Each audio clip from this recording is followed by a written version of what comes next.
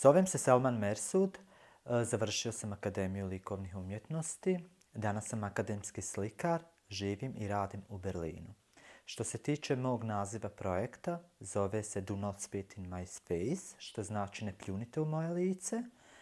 Dugi niz godina već se borim oko toga, za ljubav i priznanje.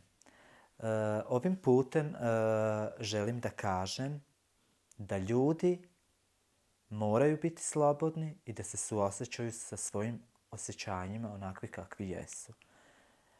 Borimo se danas protiv stereotipa, ali mi moramo biti nešto jače od toga, jel?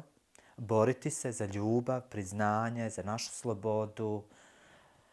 I volio bi da mi se ljudi jave i da pričaju o svojoj priči, da razbijemo te predrasude o Romima i gej ljudima, jer ta dva lica koje imamo nisu baš jednostavna za riješiti, ali može se sve riješiti.